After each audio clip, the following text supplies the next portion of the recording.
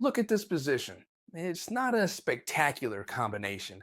There's no immediate checkmate, no crazy sacrifices, and yet, for black, this game is completely won. The fundamental issue here is that the vast majority of players would not know how to win it. Not because they don't know how to move the pieces, but because they don't know what plan to follow. And this is where a lot of won games are lost. Today, we're going to begin our analysis directly from this endgame position, a position that is clearly and significantly favorable for black, and I'm going to demonstrate to you exactly how to convert it into a win using good technique. That is step by step without theory, okay? Just by understanding what's going on, making concrete decisions, and having clear ideas. If you've ever reached a better end game or a better middle game and didn't win, this video is going to help open your eyes. The fundamental concept here is that black has an incredibly significant amount of pressure on the d4 pawn structure. Probably all of you who already have a lot more experience with these kinds of endgames and play chess more often will understand that an isolated pawn in an endgame is a clear target for attack. An isolated pawn, for those of you who don't know, is a pawn that doesn't have any fellow pawns on its adjacent files. Therefore, it can't be easily defended. We have the same pieces as our opponent, so whenever we want, we can keep up the pressure. However, of course, many of you might be thinking, if I attack the pawn with two pieces and they defend it with two, I'm never going to be able to win that pawn or find a way to press for a win in the game. First of all, we need to know, excuse me, okay, that the material is completely equal. Therefore, we should try to put some pressure on our opponent somehow. We would love it if this pawn on b4 didn't exist. I'm going to move it aside for a moment. If it didn't exist, we would have the move c5, which would be a really good move, taking advantage of the pin on the d4 pawn. Obviously, the pawn couldn't be captured because we would take the rook. And so, since they couldn't capture it, we would capture, and we'd have an extra pawn. In these kinds of very equal endgames, if either side manages to get an extra pawn, they'll end up winning the game. So we've already found our main plan to eliminate this pawn on b4. If you like this style of videos, let me know in the comments, okay? I really think this will help you a lot and will make you improve your level. The 5. You understand this move? The idea is that now, after this a5, if they decide to capture this pawn, we'll simply recapture with the queen, start putting pressure on this a3 square, which is hard to defend, and above all, if they start defending it, they'll have to move away from defending this other pawn. So, without a doubt, capturing this pawn is not a good idea. Here, in this game, white decides to move the king to h1.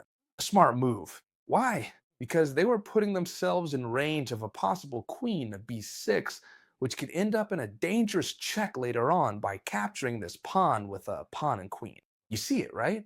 So here, now how should we continue? Obviously, we'll capture this pawn here.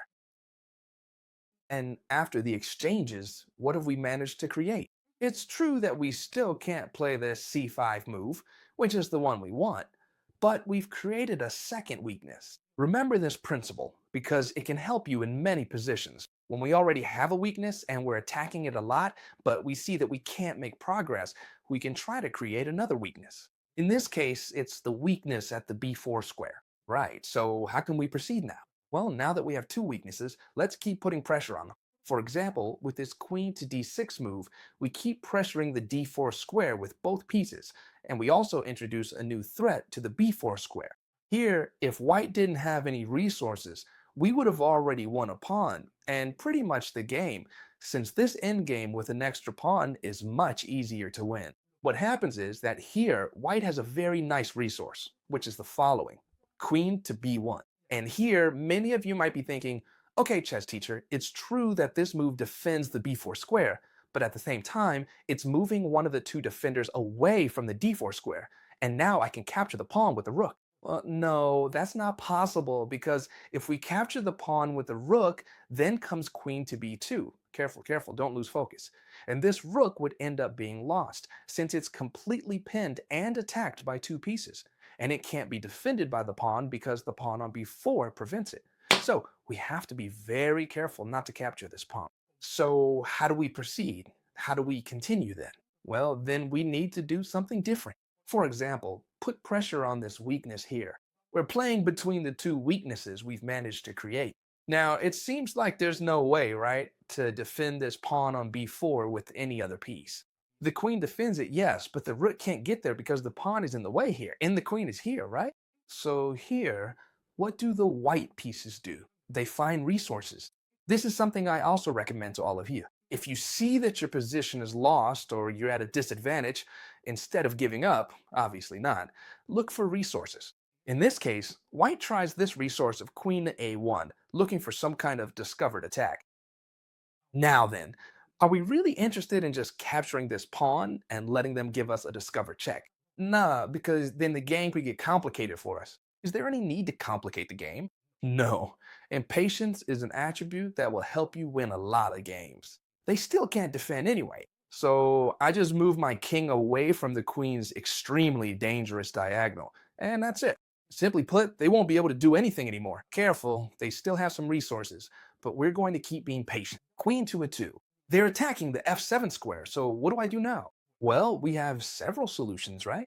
The main one that comes to mind would be, for example, to play king to g7. But what would happen then? We'd be in the same situation. So here, the player with the black pieces played king to g8, and here the player with the white pieces said, well, I'm going to keep looking for resources with queen to h8, and if you go back to either g7 or h7, I'll bring the queen back again. And here we would keep repeating moves, and it would look like a draw. However, as we can see, we have a winning endgame. We can trade queens with queen to f8. Now white is in a dilemma, right? They have two options, either trade queens or move the queen away. If they move the queen away, what's the big problem? Let's suppose they go, for example, with the queen over here. We would capture this pawn here, either with a rook or with a queen. Therefore, they would lose the pawn no matter what. The only way possible they can hold their position for a little bit longer is to exchange their queens, which is exactly what happened in the game, and now they must actively defend the b4 square with the rook. Do you see it? What happened here? Well, for now, it seems like we don't have any advantage, because if we attack this pawn, they defend this pawn. If we attack the other, they defend the other. And now what, chess teacher? You don't have an extra pawn, and you can't attack any weaknesses. Well, as you can see, in the endgame, the most important thing in the world is always the kings. And in this case, our king is closer to the action than the opponent's king. And together with that, since our opponent has two weaknesses because they have two isolated pawns, that's going to end up giving us the game without any problem. Understand this, okay? Even though it might seem to an amateur player that this position is completely equal because it's 5 pawns against 5 pawns, the position is actually one for black because there are two weaknesses, and on top of that, the king is closer. I'll show you. The king keeps advancing to come and apply pressure, king to d5, and even though it looks like the white king gets there in time to defend, now we simply slip in through c4. Now, for real, there's no way to defend this b4 square anymore, simply with the rook, and it's attacked with both king and rook. Now white looks for counterplay, as always. They'll never make it easy for you. King to e4. Could we just take here directly? Yes, in the game, f5 check was played first, posing a dilemma for the white pieces. The dilemma is, what do you want to do with the king? Come over here to defend this pawn, but without any counterattack? Or try to come over here to take the pawns, giving up this pawn, but at least having a counterattack. That's what they did. But simply after rook takes b4, obviously white doesn't want to trade rooks, because that's all they have left. Rook to c1 check, king takes d4. And obviously this is an endgame with two extra pawns. No matter how much the player with the white pieces now tries to bring the king in through g5 to take this pawn here, it wouldn't help them at all, because, for example, after king to g5, we could calmly continue with the advance of c5, and this pawn will be completely unstoppable with the help of our king and also our rook. Notice something important. We didn't win this game because I calculated better than anyone else. We won them because this position belongs to a type of positions that are always won in the same way. When you know how to recognize this kind of position, chess stops being chaotic. You stop improvising, you stop just seeing what happens, and you start playing with confidence. This kind of endgames, advantages, and clear plans are exactly what we've studied and explained in winning models, without tricks or weird openings. These are real positions, real ones, taken from Grandmaster games that show you how to turn an advantage into a win. If this video has helped you and you finally feel like everything makes sense, then down below you'll find access to winning models. And if not, just remember this: games aren't won by a single brilliant move, but by dozens of correct decisions. I hope you enjoyed the video, and I'll see you tomorrow, as always, in the next one, friends. Bye.